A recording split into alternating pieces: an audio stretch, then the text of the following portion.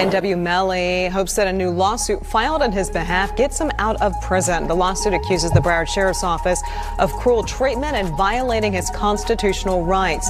The rapper, whose real name is Jamel Demons, is accused of murdering two of his childhood friends back in 2018. Now, he hasn't been able to see or speak to any of his family members for the last 3 years, according to the lawsuit. I can get the shorter cord. It's right there. You can get the longer cord. Yeah, he finna be chasing like this. I'm doing it right here. He finna be chasing like this. That's not a music cord. After being behind bars, YNW Melly's turn has at last arrived for possible release from jail.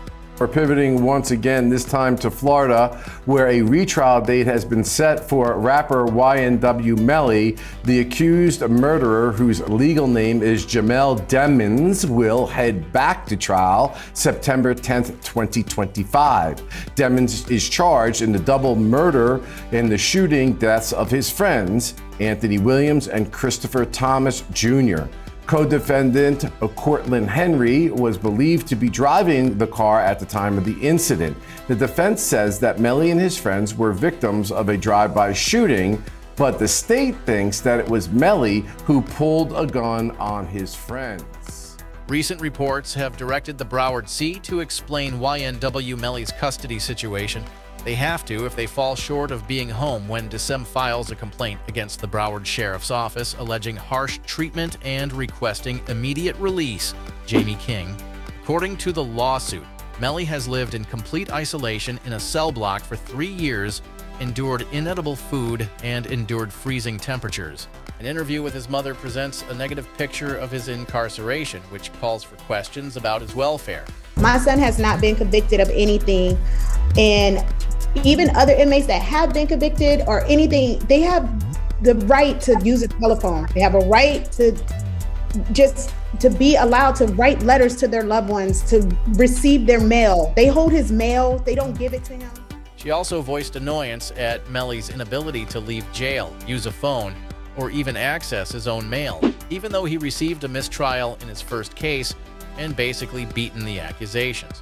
Ron White responded to the matter, saying YNW Melly shouldn't be getting any extra treatment. Melly's present situation, he underlined, is what he thinks someone accused of such grave crimes should be living like. The YNW Melly, I'm so happy he in jail getting mistreated.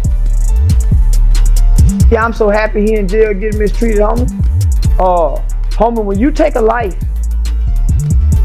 homie, you ain't got a right to complain about a motherfucking thing about being mistreated when you done chose to play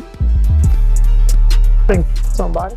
Given the particulars of the real situation, White's remarks imply little sympathy for Melly's assertions. There are accusations made against him. But this really offended Jamie King, Mel's mother. She admitted feeling completely devastated for her son, emphasizing that he is not even receiving humane treatment in the jail. Her annoyance intensified as she noted that Melly continues to endure cruel treatment, despite the fact that his first trial resulted in his mutilation.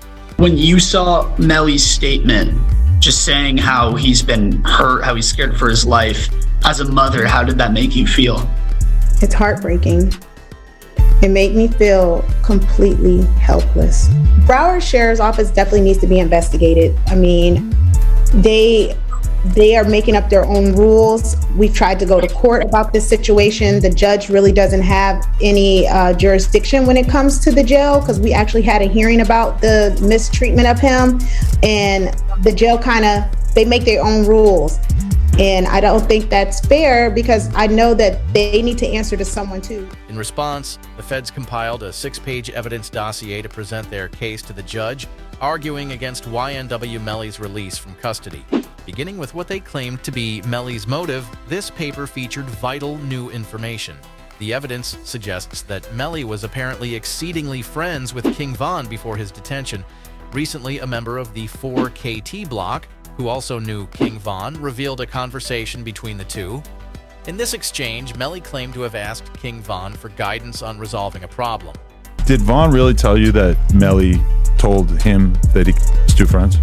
He ain't come out and say, like, we got into an argument And so, you know, if you know, when people could say something without saying it.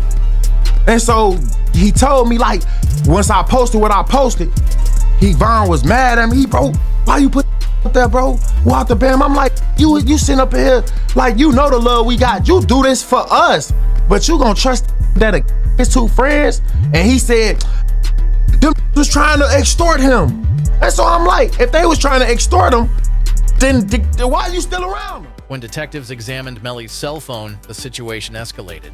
It turned out that only a few hours followed the crime. He supposedly texted someone confessing his involvement. This fresh proof might seriously weaken his case. Investigators also found a stored video on YNW Melly's phone, which they obtained from someone's Facebook Live feed. Recorded just 6 hours following the crime, the video revealed Mellie in Bortland responding to the event. The video shows the two dancing in a parking lot, raising further questions about their behavior and perspective after such a significant event.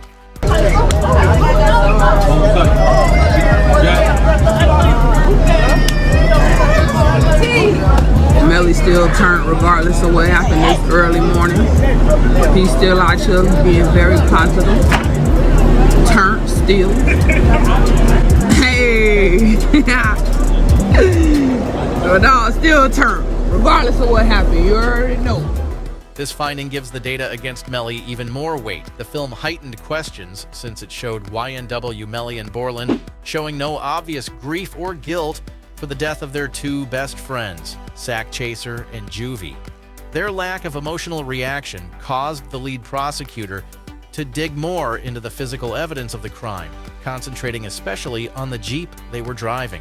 Sergeant Williams challenged the defense's assertions by testifying during the original trial that the forensic evidence excluded the idea of a drive-by shooting, therefore highlighting a more deliberate crime. Number, you said 17 outside the car. How many rounds were inside of the car? 3.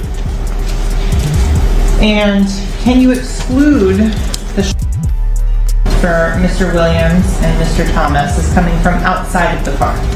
Yes. From the driver's side back seat. As to the shot that was Christopher Thomas, where did that emanate from? Driver's side back seat. Oh. Is it possible for there to have been 2 inside that car? No. Why not? There is no time assignment, which is to determine if this is a drive. And my determination was that this is not a drive-by, and it's based upon this picture here, which is a very good picture to describe it. All of these rounds are done. One is done at a stationary position. At a stationary position. When all but one of these rounds are going in. The one round that has some movement in it, which is round site L here, the actually moving in that to create the little bit of a that you see there. Okay, a lot of information in that answer, so let's break it down a little bit. You mentioned so I'm gonna zoom in on site. This disclosure has grown to be a crucial component of the case against Mellie. Sergeant Williams went on to say that the crime had to have happened inside the Jeep they were driving, refuting earlier assertions of a drive-by gunshot. This outcome further complicated the situation for YNW Melly, as Juvie's mother voiced her concerns. Having known all 4 YNW members for more than 10 years, she gave a thorough narrative of who was in the car, therefore augmenting the emotional and intimate aspect of the trial's procedures. Her evidence gave the prosecution's case considerable weight and strengthened their narrative. And are you related to one of the kids in this case? Yes, I am. How's that? I'm his mother. And who is that? Christopher Thomas. Ms. Phillips, did you see who entered into the occupants who entered into that gray Jeep? Mm-hmm. And is that a yes? Yes. Do you recognize where your son entered that gray Jeep? Yes. Which seat, if you can identify for the jury? He got in the back seat on the right hand side. Did you recognize the individual that got into the back seat on the left side, the rear driver's side? Yes. And who was that individual? Jamel. And Jamel, is that the defendant, Jamel Demons?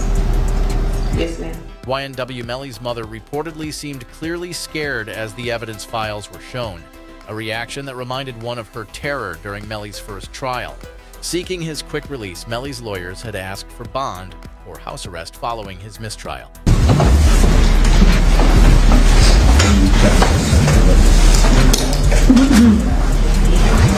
Sorry.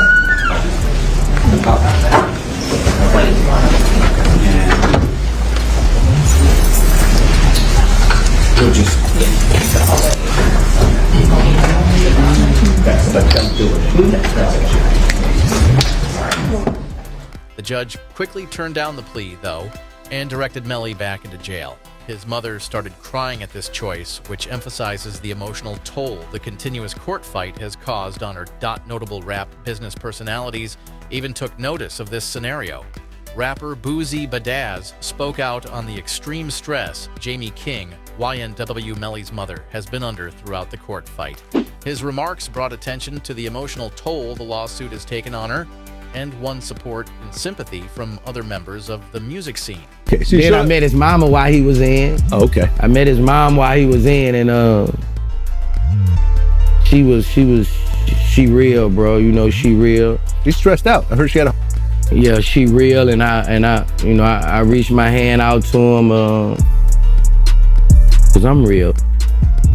Yeah, I reached out to him, bro. I met his mom, and she a good woman, bro. And when I see them mamas like that, it remind me of what my mom was going through, bro.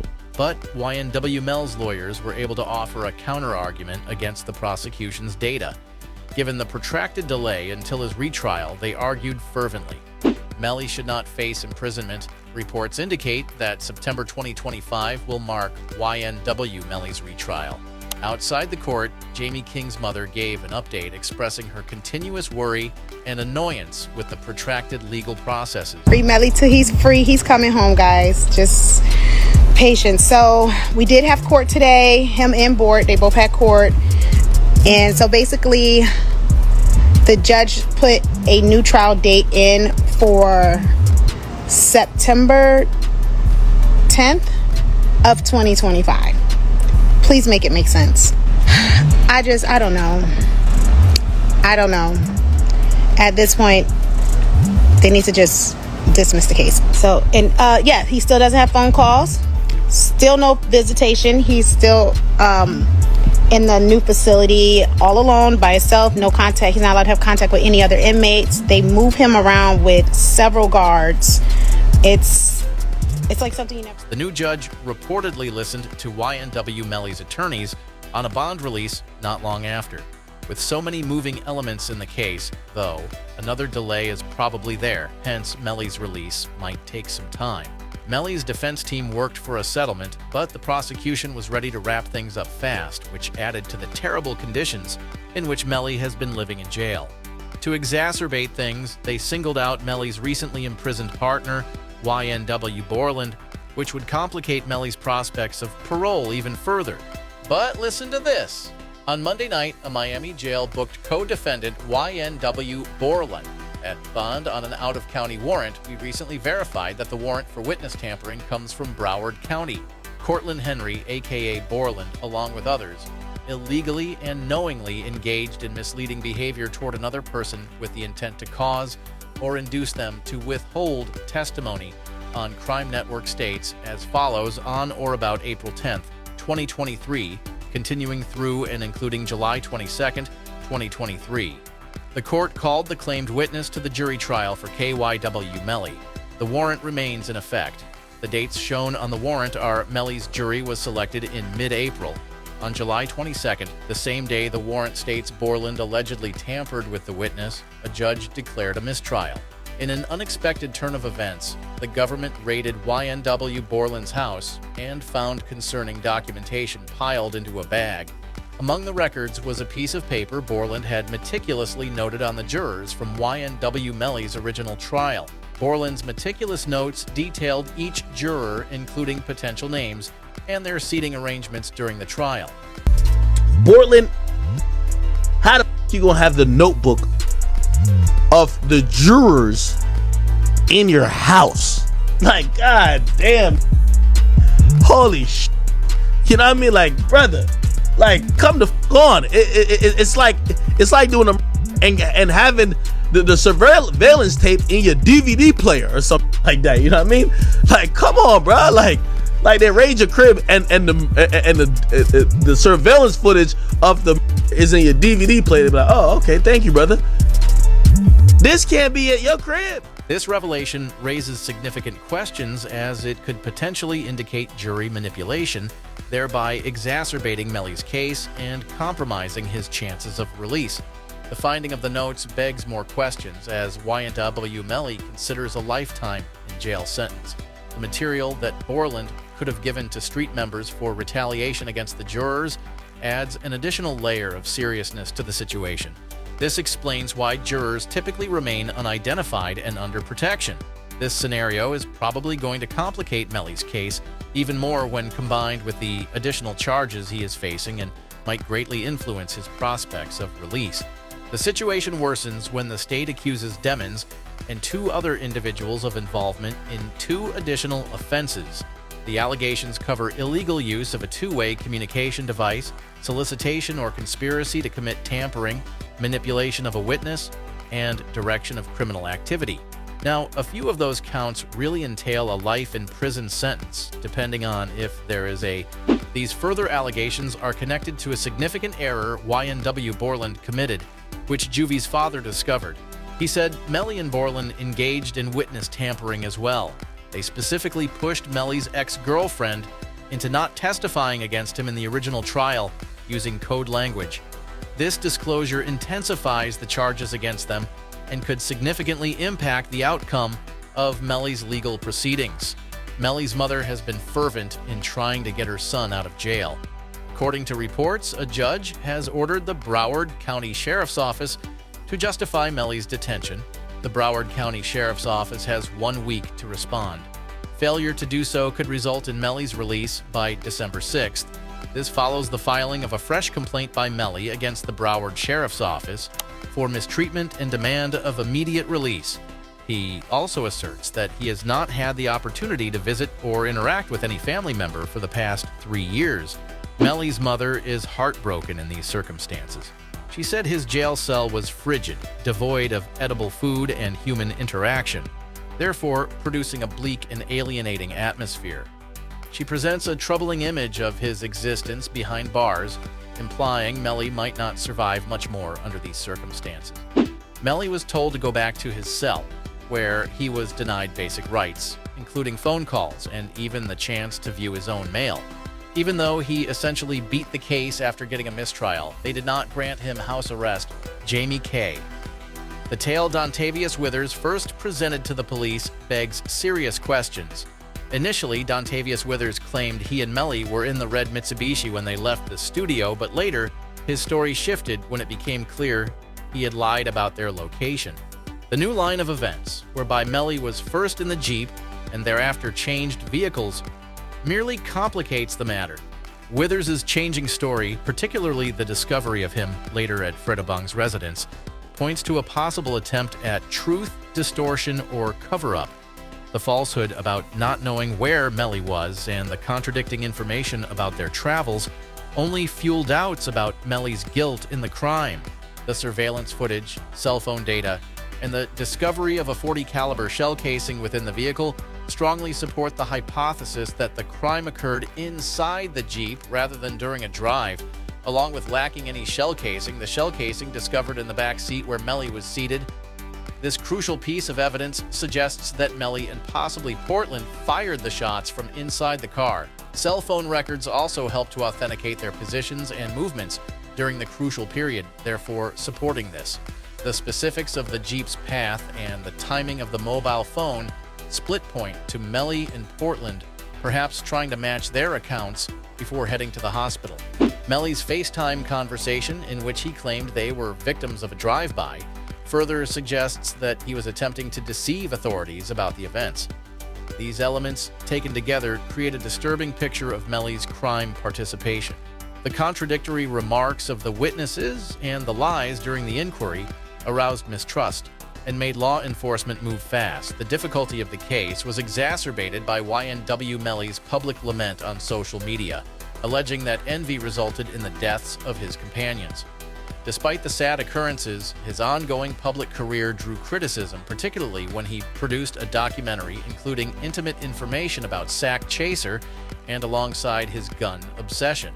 The documentary's mention of Mellie and his friend's drive-by, which occurred just days after filming, only served to deepen the mystery.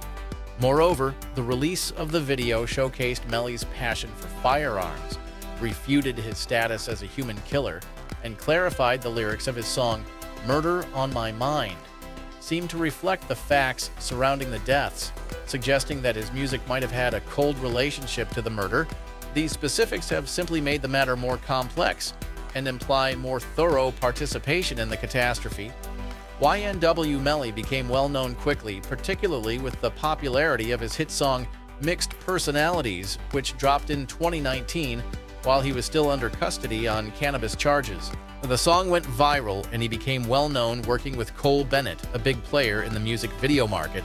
Mellie's career was flourishing until the investigation into the murders of his two friends, Sack Chaser and Juvie, escalated. Less than 1 month following the popularity of his song, on February 13, 2019, Mellie's arrest warrant for their murders was issued. Turning himself in, he kept claiming his innocence in face of growing proof against him. His legal problems and notoriety intersected, and as his career developed alongside the inquiry, the matter only became more convoluted.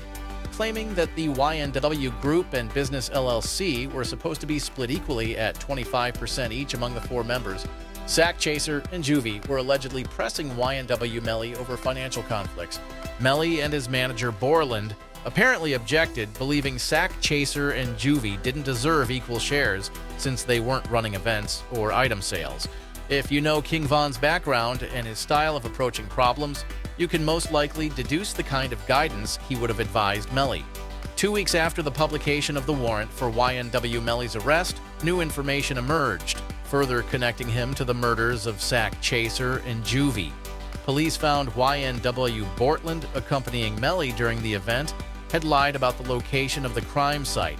Bortland had first claimed the shooting happened on Southwest 160th Street, but a dog search of the area turned up no evidence, proof Melly might have been involved in the murders. As the inquiry began to unravel, the mounting evidence against YNW Melly and YNW Bortland painted a terrifying picture of what actually transpired that fatal night. With every fresh piece of information, the truth about the murder of Sack Chaser and Juvie gets more evident, and the case against them gets more robust. For further updates on this case and other popular stories, don't forget to like, comment, and subscribe after viewing. As events develop, we will be back with more. If you're interested in learning more about Johnny Somali's situation in Korea, you can watch this video. Keep tuned